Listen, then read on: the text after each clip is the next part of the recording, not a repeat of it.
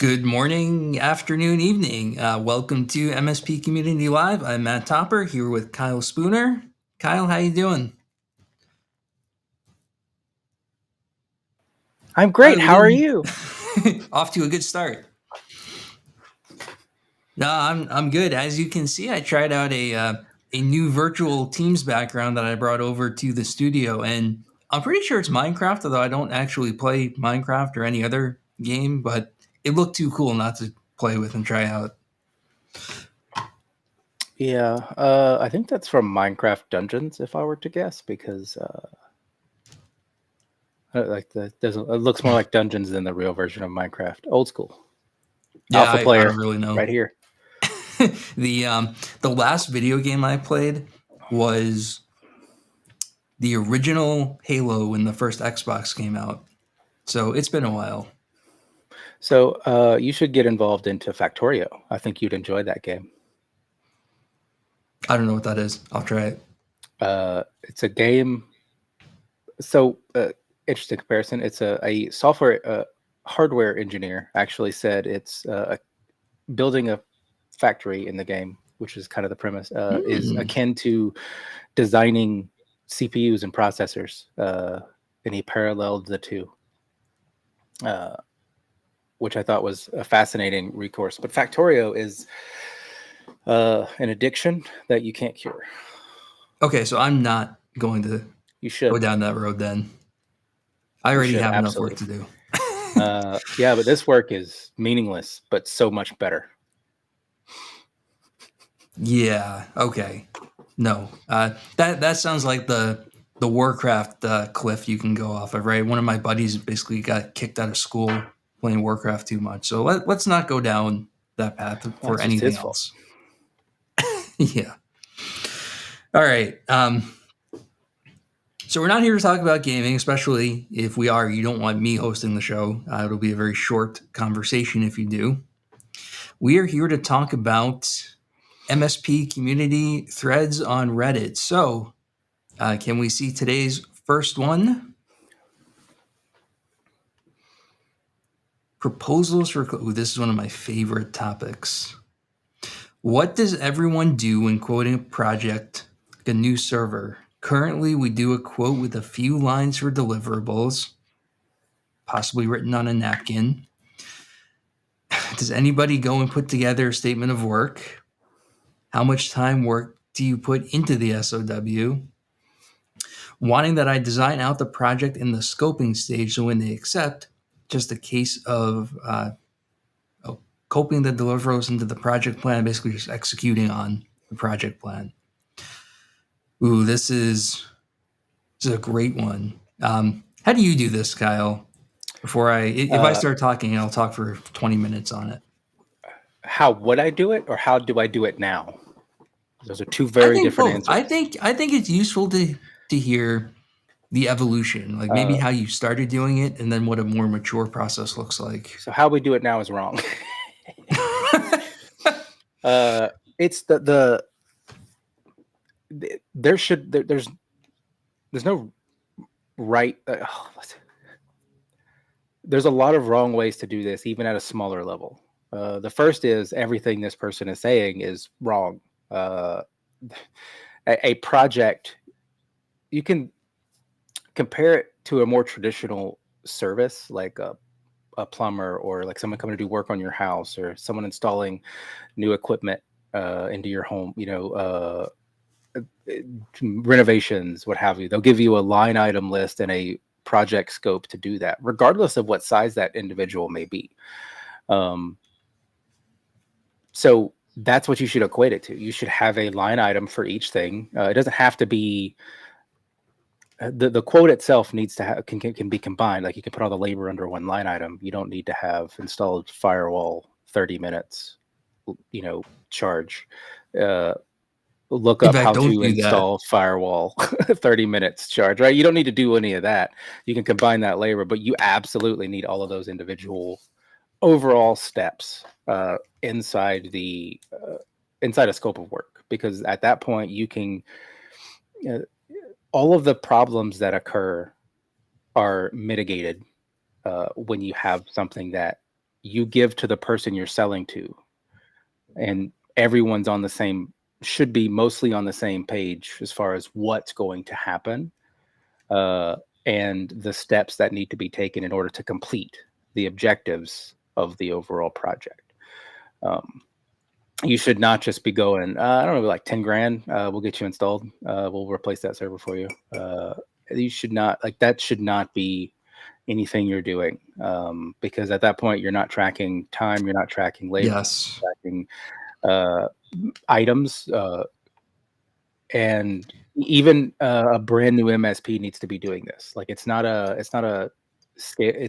It's all scalable because you start building out templates when you're smaller, and you can just copy and paste the template every time and edit the things that apply to this client. Because the first complaint I always hear is, "Well, all our clients are unique," and I'm like, "Well, yeah, they are, but the overall aspect of what you're doing doesn't change. They may have a Yes. green cable versus a red cable, and it may be 15 feet versus 20 feet, but you're still installing a firewall."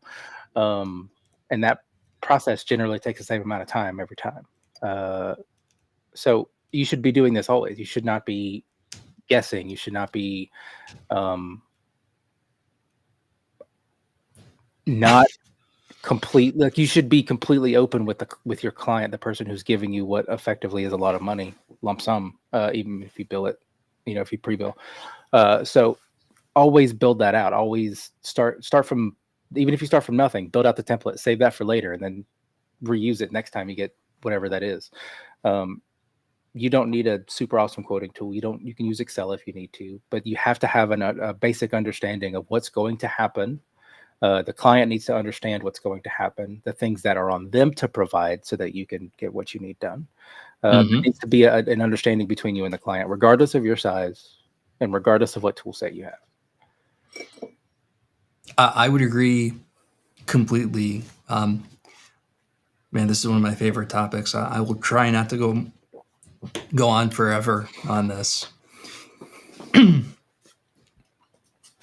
You always need a scope of work. And by the time I was done, my scopes of work had maybe 12, 15 sections in them. But if you're starting out, if you're a newer organization starting to do projects with a formal manner, I think there's 3 or 4 that you absolutely need to have before they start becoming kind of bonus or extraneous. And that is in scope, things that are specifically out of scope. Now, you always put the disclaimer that everything not in scope is out of scope. What the out of scope section really is for is to alleviate any potential misunderstandings with the client, like things that they might accept that you talked about, because the last thing you ever want to do is like point to that line, right? That makes you look bad. So it just clears up any ambiguity on things that you talked about not doing.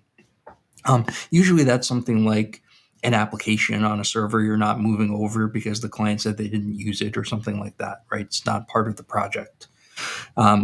Assumptions, and really, again, the assumptions are the big benefit of that is forcing you to think about it from an engineering perspective. So a great example, I'm about to show some age here. When we were doing a lot of 365 migrations a few years ago, one of the assumptions we always put in was assumption there are no BlackBerry devices in use, right? So that way we didn't have some bez that we had to set up, hearing about it and having some clients say, hey, why isn't my BlackBerry working anymore? So anything like that, or maybe it would be something like assumption application can work on server 2022 or server 2007 back in the day. Um, 2008 R2, 2007, I was thinking Exchange. Anyway, what Kyle pointed out, client responsibilities, things that the client is going to do, right? Every now and then you'll be in a project like an office move, and the client will say, yeah, we'll take care of moving this equipment.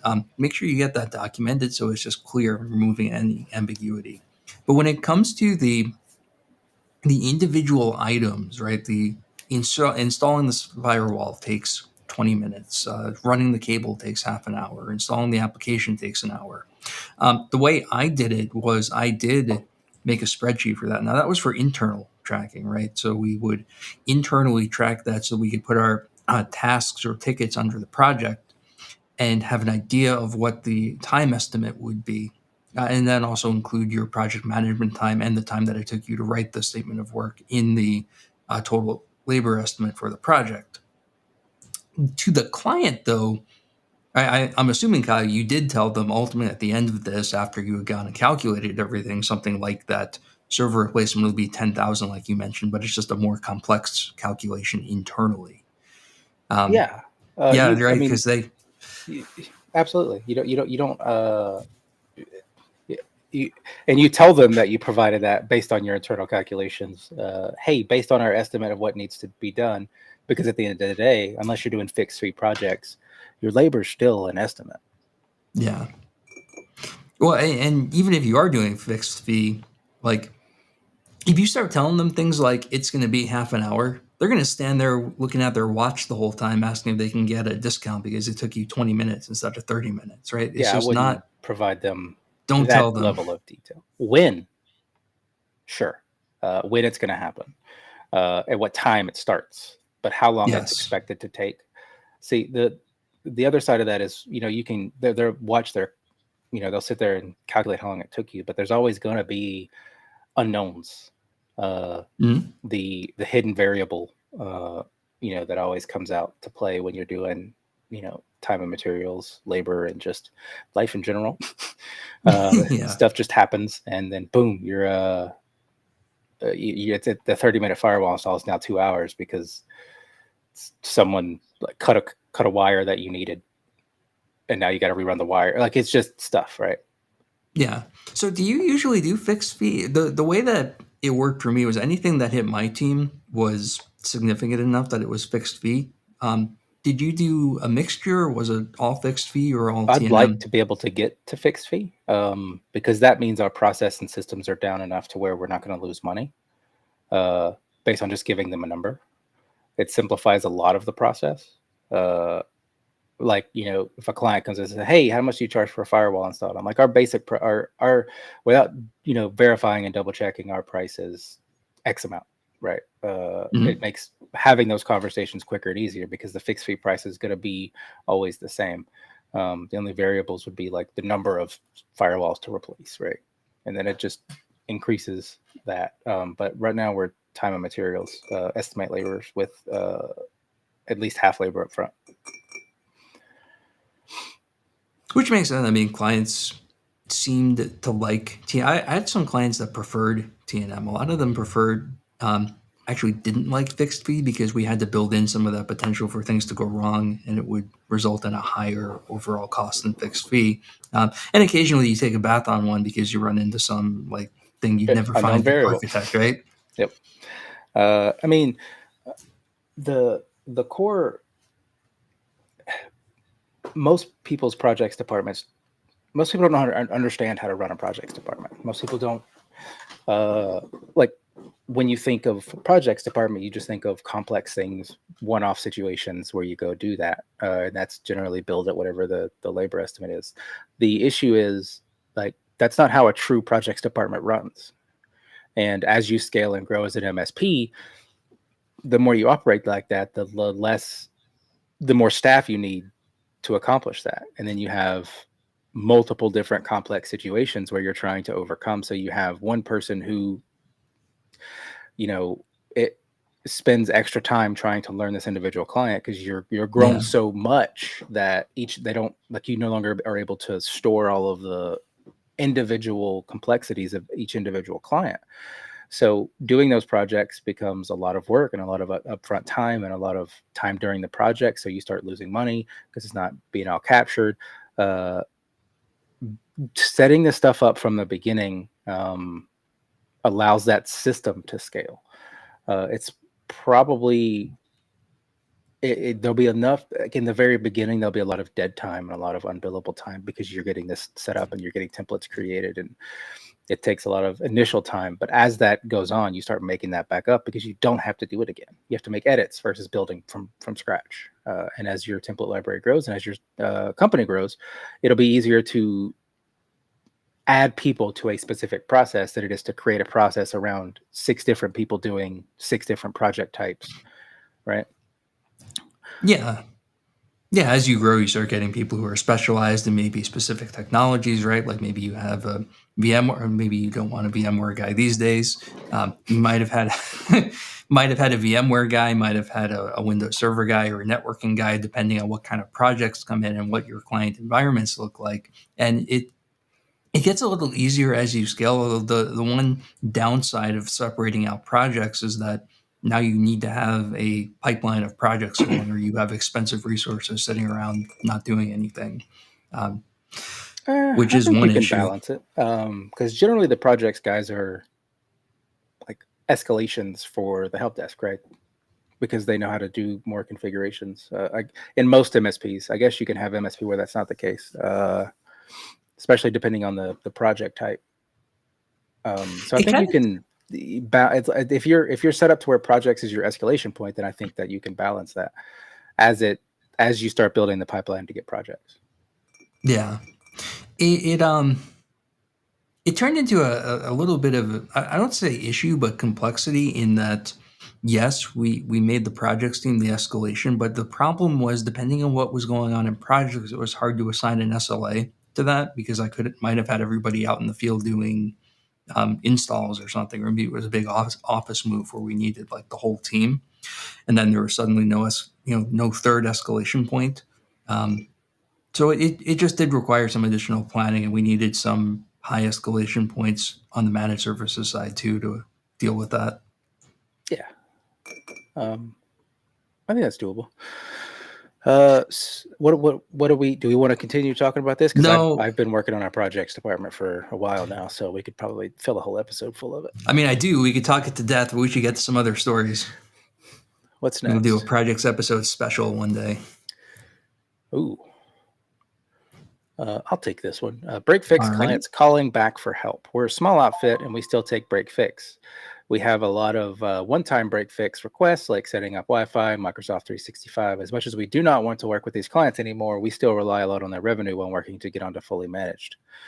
The problem we are facing is that we recently deployed several APs for our client. We did a heat maps and installed it during the test. It was all okay. We closed everything off. However, recently, one or two of their users are having issues with their Wi-Fi, and they reached out to us again to look into it. My tech has been spending time for free to look into this. I did not inform them that support is chargeable, as I did not want to feel like an asshole. And then again, it is impacting our business. Anyone out there willing to share, and they can take on break fix while also stopping all these rework stuffs from happening? Ooh. Yeah, don't do it or charge them for every time. I mean, you closed the project, the client signed off on it, right?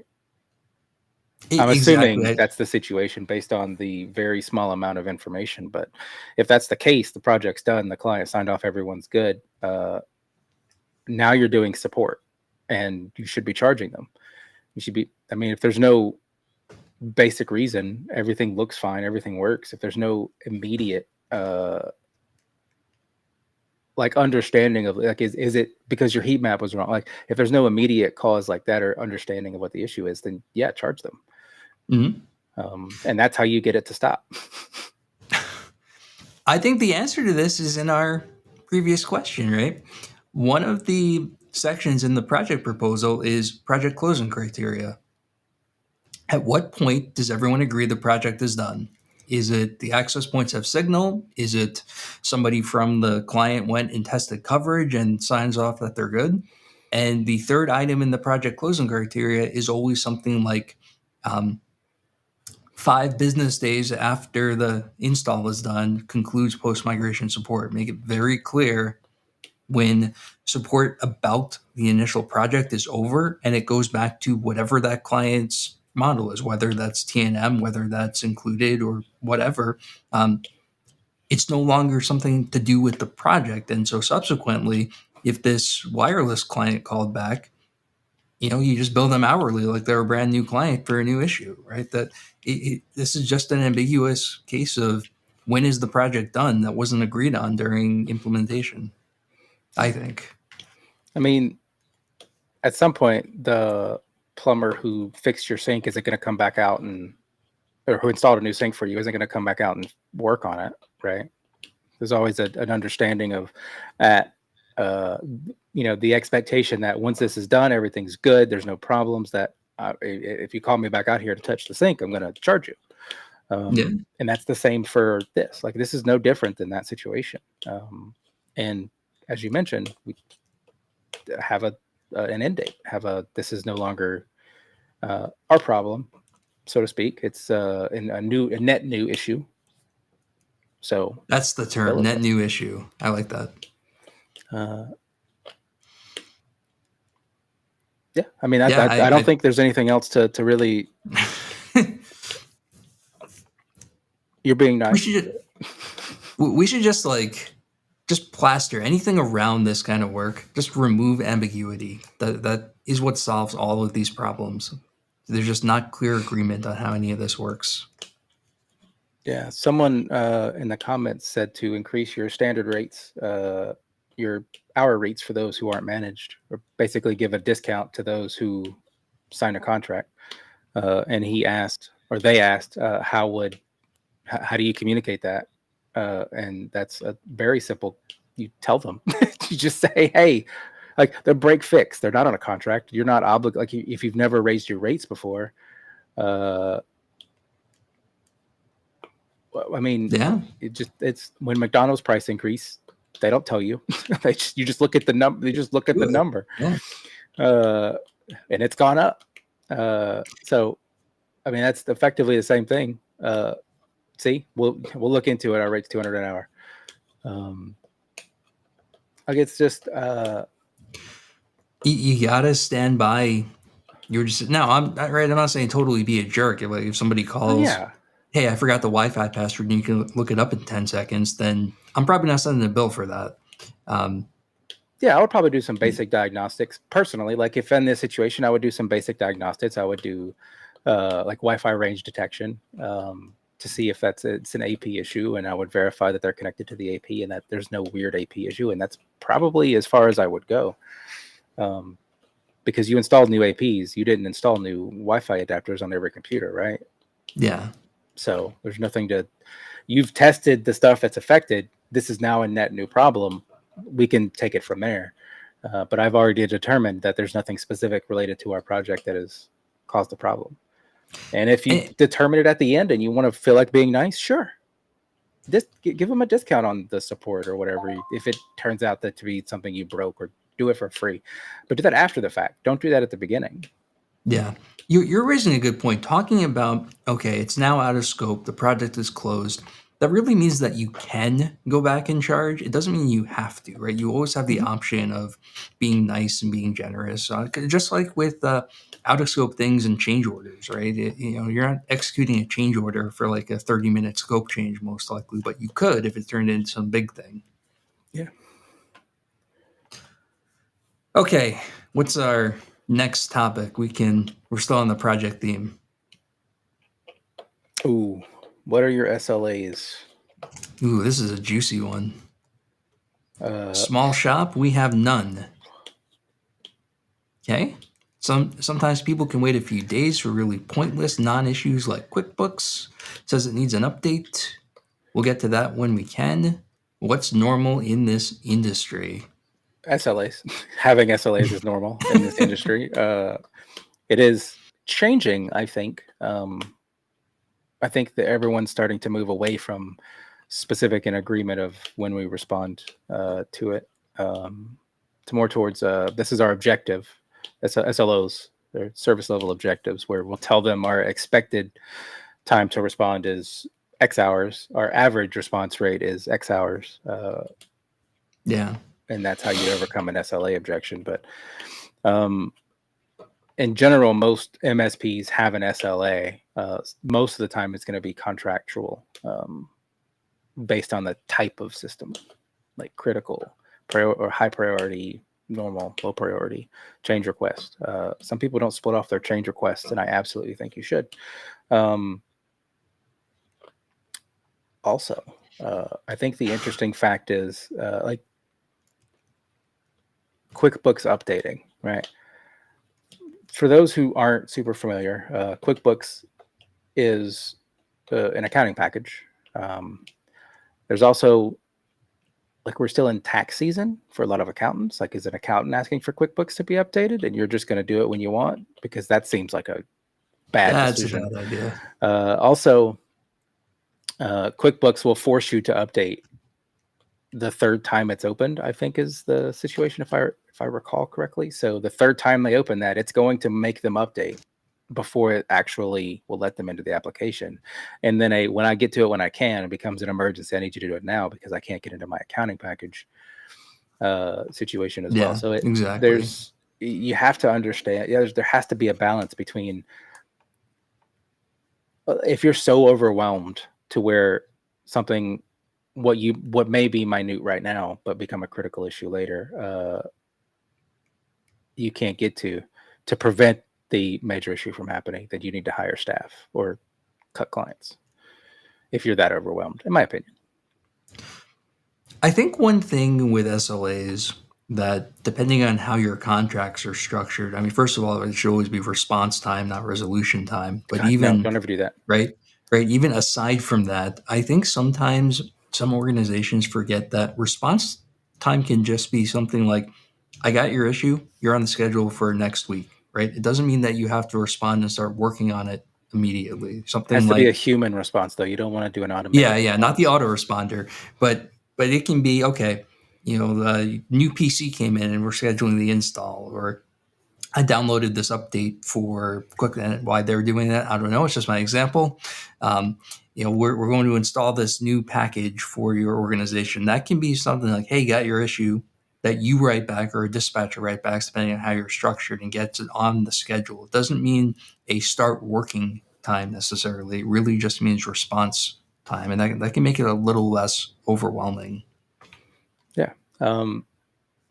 Also, like, I'm personally, if I don't know progress is happening, I'm going to be mad. I'm going to be irrationally irate. So if I'm on a schedule, if I know when it's going to happen, that's progress, right? Yeah. Because I have an understanding of progress is gonna. I can expect progress, and I can set my own expectations. But if nothing is happening, and I'm just sitting here twiddling my thumbs, waiting for you to respond to me, that's gonna the longer that is, the more, depending on the severity of the issue, it's gonna upset me. So being absolutely clear and upfront as soon as possible with the client, I think, is super important. If you have a dispatcher, that they're going to be the first ones to be able to touch that most of the time, as they assign it to technicians' queues. If you don't have a dispatcher and you just take tickets, then you need to have some type of system in place to understand how long it's taking you to get to things. Because what some people may not fully realize is, while you may not have an SLA contract with your client, knowing, like, SLA is a great way to determine, or an SLO, let's call it an objective at this point. Understanding the objective, you want to have, let's say, a 8-hour SLA. You want to respond same business day or within 8 hours. Then understanding how close you are to your objective and how far away you are from not making your objective, gives you a key performance indicator, also known as a KPI, I may need to hire someone, or this client is literally bogging us down with their Wi-Fi issues because they refuse to buy a new Wi-Fi thing. Maybe I should just cut the client and be done with it, Yeah. or force them to buy any. So that it's a KPI to allow you to determine there's a problem in the business, and make actions as you determine as it's rising above the average and the standard that you normally have. Yeah, it's the only way to know. You mentioned something a couple minutes ago that I agree with. Right, the autoresponder, not good enough. Right, that doesn't mean anything. That doesn't mean you've hit SLA. Do you? Let me ask it two ways. As the MSP, do you send the autoresponder out anyway, or do you wait for dispatch to respond? And two, as someone who opens a ticket, like if you open a ticket with a vendor, do you want to see the auto response, or do you not really care until it's a human? We send it on a response, and it's less of a, I'm using this as a way to get out of SLA. I'm using it as more of, hey, I got your ticket, so you don't have to email me 18 times or call me 15 times to make sure I got your ticket. We So you're have it. confident it's in the system. Yes, that is what I use as the determination factor. It's more of informing the client that their ticket has been received and processed, and we have it in our system. Okay, makes sense. Yeah, we sent one too. I was just curious. Okay, Any other comments on this one before we put this story to bed and move on? Nope. All right. Let's do the next one. Unreasonable hospitality as an MSP. I'm in the midst of reading Will's book, Unreasonable Hospitality. Given we are in the service industry, I am curious to learn of ways that those of you reading this post have provided an unexpected extra touch to your clients or your team. Have you read this book? I haven't. I have not read this book, but I immediately disagree. No, I kind of do too, right? Because the customer is not always right. Yeah. And I'm thinking stuff like, I've seen MSPs like leave a piece of chocolate on the desk and weird stuff like that. And I don't think that has any impact at all, personally. So we are in a services-based industry, and working with your clients and setting expectations and giving an understanding so that everyone's on the same field of play is absolutely critical to an industry that does, that services people. Hospitality has a different culture and a different expectation set upon them. The industry as a whole, not specifically a services-based industry.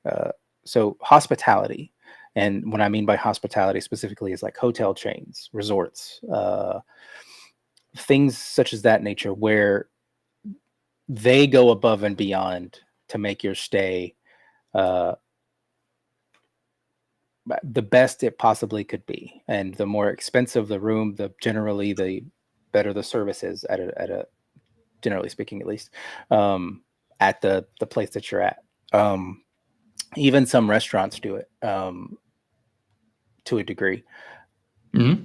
But the more closely aligned systems, services industries that we are, more like professional services like accounting and healthcare in some cases, and like even is closer to plumbing than hospitality industry. So no, the customer's not always right, and they expect the basic, human treatment that anyone should get. You should take care of your clients. You should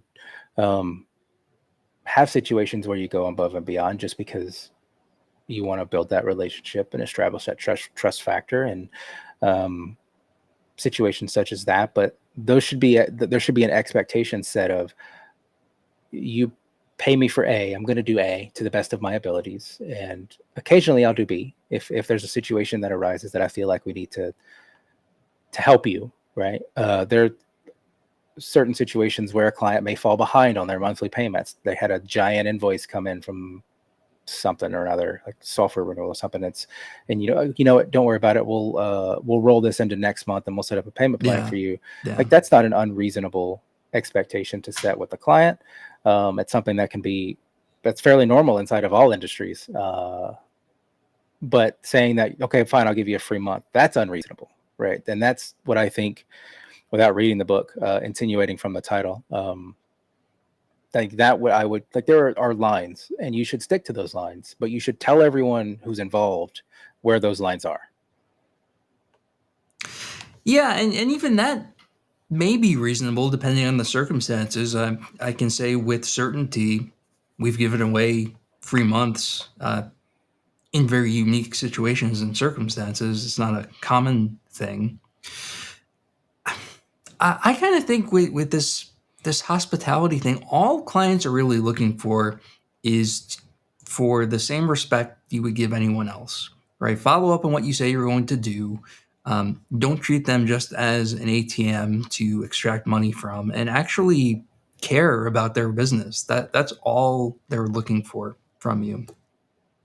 If you set out to, try and make friends with them, you'll end up friends with some clients for sure. I know I still talk to a couple, not many though. That just kind of happened, and it wasn't the goal when I went out there to try and necessarily get super close to them or do all this gimmicky stuff. It was really just they're looking for a respectable, reputable professional on the other end of the MSP. And if you can provide that, that's what they need. They don't need gimmicks. They don't need, we're going to make your day the best possible day. You know how you do that? Do what you say you're going to do, right? That's it. That's all they're looking for. At least for me, that seemed to hold true. Yeah, it's so. When the subject comes up, I tend to recommend reading an older book called Raving Fans. It's a description of how you can stand out, like how a department store can stand out in front of chains like Walmart and Target and still be very successful. Their prices are more expensive or at the same prices like a Walmart, and it goes through. It's a funny little quip, like a little storytelling situation. It's not a dry leadership book, so it has a story along with it to help you keep you entertained. There's audiobook versions, Dean, for you. So, but it's in general, it's a simplistic process, and you don't need a gimmick. Like, I think one of the things is when you come into the store, they pin a flower to your jacket if you have one, or your dress if you want.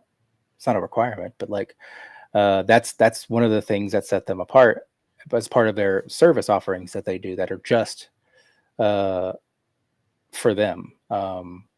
And it's not the banana guy. It's like they also don't have like cameras or anything watching. Like they're very lax on their dressing rooms at the department store and part of the story, because that it's their philosophy. Like, you go to a Target or a Walmart and there's like 6 people just watching, making sure you're not stealing anything in the dressing rooms. And you go to somewhere like Kohl's and there may be someone nearby, but they're not responsible for doing anything like that. So, Yeah. and it feels less like a problem. Like, if you feel less of a burden as an individual going to one of those stores, because most people can do things themselves and would be rather willing to do certain things by themselves, especially when you're shopping. And there's another good example of a grocery store and how a small mom and pop, well, it's a big store, but in the book, but how you can go there and there's a consultant that will help you plan your route in the grocery store. And we'll give you a map of where to go based on the list you bring in. And I'm like, that's fantastic. I like that. I personally probably wouldn't take advantage of that, but I know people that would, right? Mm-hmm. So like, there's certain situations that you can do for your clients that aren't unreasonable as a part of your service package. And stay away from trying to copy the hospitality industry, because it's only going to cause you problems, in my opinion, based on the type of service that we provide as IT. I would agree. I am going to read the book though. Now I'm curious to see what the recommendation is. We'll put that on the list.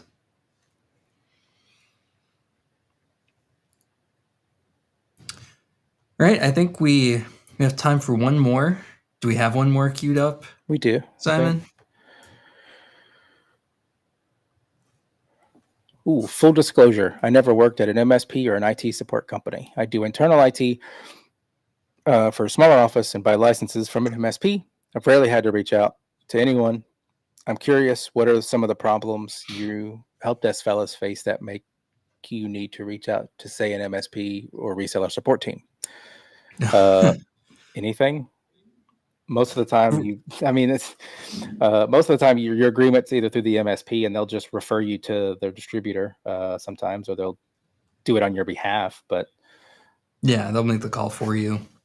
I think what's driving this question, if I had to guess, is that when you do internal IT for a small office, chances are that you are also a user of the primary line of business applications and know it well enough to diagnose issues that end up being some kind of user misuse of the application, as opposed to a technical glitch.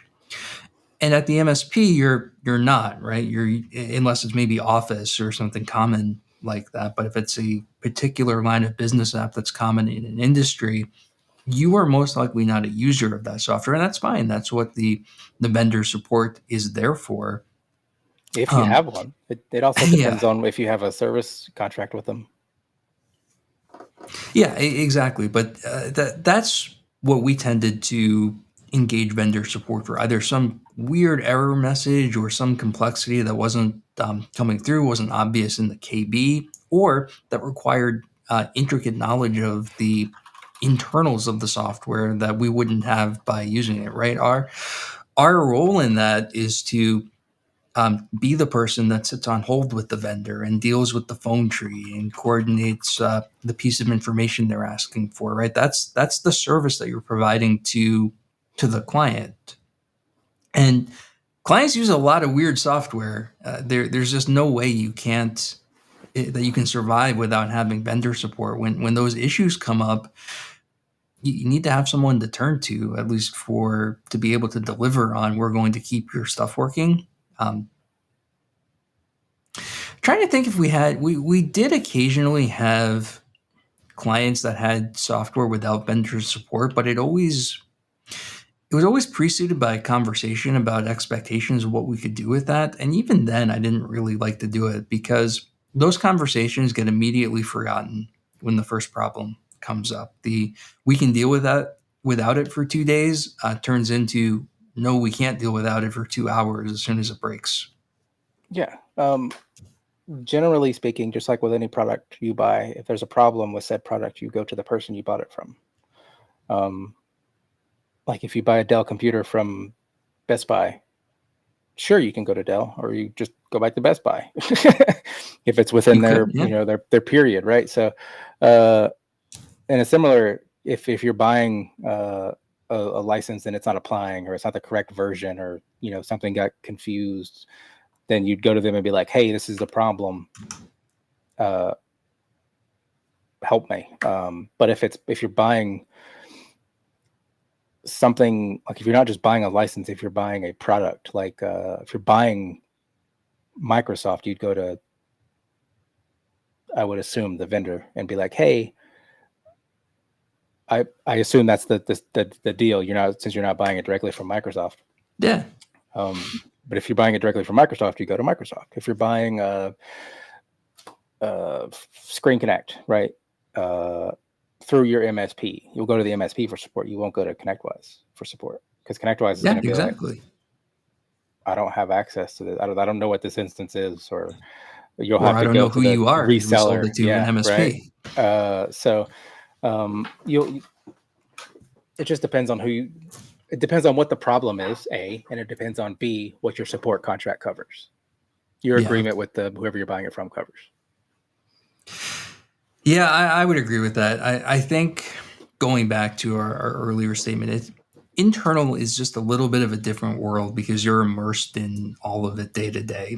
You're likely familiar enough with it. And even then, you still need vendor support. If you're an internal sysadmin and some license won't apply, like in your example, no amount of having used the software for a while can deal with that if it's something that the vendor needs to fix. You still need vendor support for things like that. You just might need them less often if you're also a user of the application because you know how to deal with some of the things that don't necessarily require the vendor to fix, but maybe require the vendor to diagnose. Okay. Well, I think that's the last story, and we can start wrapping up. So, Kyle, anything you want to mention before we close? Any potential conferences coming up? Well, I mean, there's a couple, but if you're interested in a conference run by a nonprofit organization dedicated to education, then you can come to MSP GeekCon. We still have a few tickets available if someone's interested. It's happening in like a month, less than. It is super fun. Our sessions and our agenda is set up on the website. You can go there now. Our hotel is fully booked. I apologize, but there's nothing I can do. So there are several hotels within walking distance, also in the Rosen name as well. So please come get your tickets. We have a few left. Come grab those that are remaining.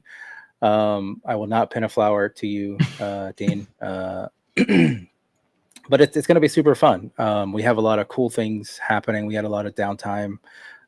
We've fixed a lot of some of the complaints that we had, which were actually that, like, we're serving breakfast on Mondays, because I apologize. Breakfast is very expensive, and I was on a budget last year. I've squeezed it in this year. We also we also have a specific time dedicated we're going to be running a couple of awesome things. Like, we have hands-on labs from Black Hills InfoSec coming in. They're going to be doing like RFID stuff, lockpicks, wireless security things. We have the CyberDrain CTF happening on site. Kelvin and the team are doing that. Microsoft is setting us up some Azure servers to be able to test on. It's going to be super awesome. And that time is also for, it's along with that, we have a dedicated networking time so that people can talk about the sessions. They can meet up and have conversations about the talks they just went to, or from the previous day with those who spoke. So it is a lot of great things that we're doing, a lot of additionals, and it's going to be a really good time surrounded with nothing but education. What about you? Do you have any conferences coming? Oh, you're speaking at MSP GeekCon, aren't you? Yes. I'm very much looking forward to that session. We're talking about the troubleshooting mindset of how some techs seem like they're magic, right, and can solve anything immediately. And it's I know not a few really of those. magic. It's just they know what they're doing and have I a don't know. process. Some of them I might consider them wizards. Let's be real. Feels like that sometimes. Absolutely. Right after MSP Geek, actually, there's a week between them, a week or so. We have the IT Nation Secure conference at the beginning of June, and this is by IT Nation, so it's about security in the MSP industry. There's also ConnectWise content there, and this is for people who are focused on the security ops side, the security marketing side, and for security sessions for business owners, execs, people like that. Lots and lots of interactive content. I'll be speaking at that event too. We're doing demos. We're doing interactive workshops, interactive tabletop workshops. So lots of great things. We still have tickets available, and I'm going to be exhausted after both MSP GeekCon and IT Nation Secure. So plan on taking some time off at the end of June. Should be a fantastic time. And Dean, if you show up at Secure, I will find a flower to pin on you. I think there's another one happening like there's another conference happening right after that. Is there? Roost? I'm sure there Flow. is. MSP Flow. Yeah, Roost is having an automation conference not too long after that. There's, like, you just live in Florida for the next I don't know, month after starting for MSP GeekCon. So yeah, there's a lot of exciting things happening. I'm going to take a nap after MSP GeekCon. I'm just going to sleep for the next 2 months. So I will not be at IT Nation this year, sadly. But I think you get a pass. You might be a little exhausted from GeekCon. I have. It feels like I've been nonstop since August of 2022. Going to conferences, planning my own conference, planning the next conference, going to conferences as well, planning other stuff at those conferences. It's just I'm going to sleep for a couple of weeks, couple of months, maybe. There you go. And then you have to start working on next year, right? Just No, about well, not immediately. me specifically. I am taking a step back and letting another person run the conference for 2025. Nice. You get a break. Yep. I planned it. Get in early, set all the traditions, and then leave. Make it someone else's problem. Nice. So, all right. Well, thanks for coming on, Kyle. I was glad for me to make it for once again. Feel like I'm miss almost every week. So glad to have you, and we'll see you at next week.